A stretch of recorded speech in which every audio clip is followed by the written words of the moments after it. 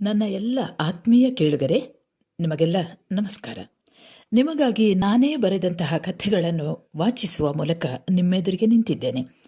ಕಥೆ ಹೇಗಿದೆ ಎಂದು ಹೇಳಿ ಲೈಕ್ ಮಾಡಿ ಮತ್ತು ಸಬ್ಸ್ಕ್ರೈಬ್ ಮಾಡಿ. ಕಥೆಯ ಶೀರ್ಷಿಕೆ ಮುಖವಾಡ.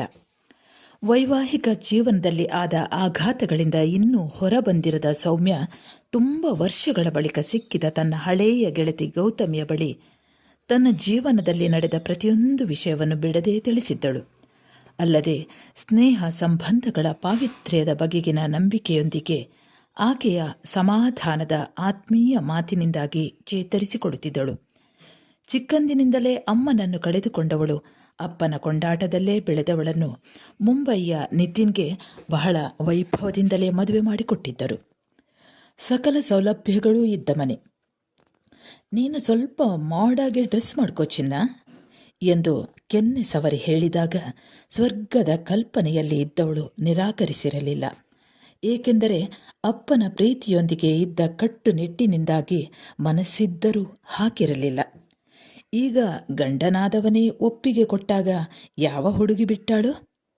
ಏಯ್ ನಿತಿನ್, ಚಂದದ ಹಕ್ಕಿಯನ್ನೇ ಹಾರಿಸಿಕೊಂಡು ಬಂದು ಸಂಪಾದನೆ ಹೆಚ್ಚು ಮಾಡಿಕೊಂಡಿಯಲ್ಲೋ ಎಂದು ಎದೆ ತೊಡೆ ಕಾಣುವಂತೆ ಬಟ್ಟೆ ಧರಿಸಿದ ಹುಡುಗಿಯೊಬ್ಬಳು ತನ್ನ ಗಂಡನ ಎದೆಗೆ ಗುದ್ದಿ ವಯ್ಯಾರದಿಂದ ನಗುವಾಗ ಎಂತಹ ಪೆದ್ದು ಹುಡುಗಿಗಾದರೂ ತಡೆಯದಿದ್ದೀತೆ? ಅಲ್ಲಿಂದ ಶುರುವಾದ ಮಾನಸಿಕ ದೈಹಿಕ ಹಿಂಸೆಯಲ್ಲಿ ಜರ್ಜರಿತಳಾಗಿ ಹೋಗಿದ್ದಳು. ತನ್ನ ಗಂಡನ ಸಮಾಜ ಬಾಹಿರ ಕೆಲಸಗಳ ಪರಿಚಯ ನಿಧಾನವಾಗಿ ಮನೆ ಕೆಲಸದವಳಿಂದಾಗಿ ಅಲ್ಪ ಸ್ವಲ್ಪ ತಿಳಿಯತೊಡಗಿತ್ತು. ಒಮ್ಮೆಯಂತೂ ತನ್ನ ಎದುರೇ ಪೊಲೀಸರು ದಾಳಿ ಮಾಡಿ ಆತನನ್ನು ಪೆನ್ ಡ್ರೈವ್ ಸಿಡಿಗಳ ಸಮೇತ ಎಳೆದೊಯ್ದಾಗ ತಾನು ಮೋಸದ ಸುಳಿಯಲ್ಲಿ ಸಿಕ್ಕಿಬಿದ್ದುದು, ಅದರಲ್ಲೂ ತನ್ನ ಯಾವುದೋ ಭಂಗಿಯ ಫೋಟೋ ತೆಗೆದಿರುವುದನ್ನು ಯೋಚಿಸಿ ಮಾನಸಿಕವಾಗಿ ಕುಗ್ಗಿದ್ದಳು. ಆದರೆ ನಿತಿನ್ಗೆ ಅದು ಮಾಮೂಲಿನ ವಿಷಯವಾಗಿತ್ತು. ಪೊಲೀಸರು ಆತನನ್ನು ಕರೆದುಕೊಂಡು ಹೋಗುವುದು, ಆತನ ಗೆಳೆಯರು ಆತನನ್ನು ಜಾಮೀನಿನಲ್ಲಿ ಬಿಡಿಸಿಕೊಂಡು ಬರುವುದು ಮಾಮೂಲಾಗಿತ್ತು.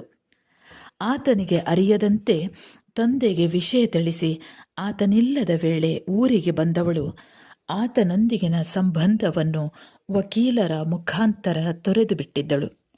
ಹಾಗೆಯೇ ನಿಧಾನವಾಗಿ ಮರೆಯುವ ಯತ್ನವನ್ನು ಮಾಡುತ್ತಿದ್ದಳು. ಹಾಗೆಯೇ ಆತ್ಮೀಯ ಗೆಳತಿಯೂ ಸಹಕರಿಸಿದ್ದಳು. ಹೊರಗಡೆ ಸುತ್ತಬೇಕೆಂದರೆ ಆಕೆಯೇ ತನ್ನ ಸ್ಕೂಟಿಯಲ್ಲಿ ಕರೆದೊಯ್ಯುತ್ತಿದ್ದಳು. ಹೀಗೆ 3 ವರ್ಷಗಳೇ ಕಳೆದಿತ್ತು. ಒಂದು ದಿನ ತನಗೆ ಹೊಸ ಬಟ್ಟೆ ಖರೀದಿಸಲು ತನ್ನೊಂದಿಗೆ ಬರುವಂತೆ 2 ದಿನದಿಂದ ಫೋನಾಯಿಸಲು ಪ್ರಯತ್ನಿಸುತ್ತಿದ್ದಳು.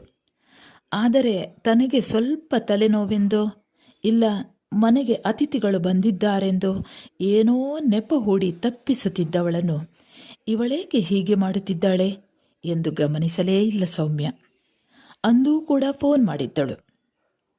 ಏ ಸೌಮ್ಯ, ಬೇಜಾರು ಮಾಡಬೇಡ್ವೆ, ಯಾಕೋ ಸ್ವಲ್ಪ ವೀಕ್ನೆಸ್ ಆಗಿದೆ, ಇನ್ನೊಂದು ದಿವಸ ಹೋಗೋಣ ಆಯ್ತಾ ಎಂದು ಹೇಳಿದ ಗೌತಮಿ ಕರೆ ಕಟ್ ಮಾಡಲು ಮರೆತಿದ್ದಳು.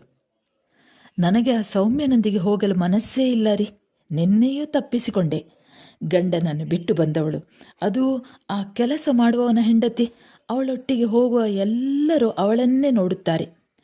ನಾನು ಅವಳೊಂದಿಗೆ ತಿರುಗಾಡಿದರೆ ನನ್ನ ಮರ್ಯಾದೆಯೂ ಹೋಗುತ್ತೆ ಅಲ್ವಾ ರೀ ಎಂದು ರಾಗವೆಳೆದು ಹೇಳುತ್ತಿದ್ದ ಮಾತುಗಳನ್ನೇ ಕೇಳುತ್ತಿದ್ದ ಸೌಮ್ಯ ಗೆಳತಿಯ ಮುಖವಾಡವನ್ನು ಯೋಚಿಸಿ ಮೂಕಳಾಗಿದ್ದಳು. ನಾಳೆ ಇನ್ನೊಂದು ಕಥೆಯೊಂದಿಗೆ ಮತ್ತೆ ಬರುತ್ತೇನೆ, ಕಾಯ್ತೀರಲ್ವಾ?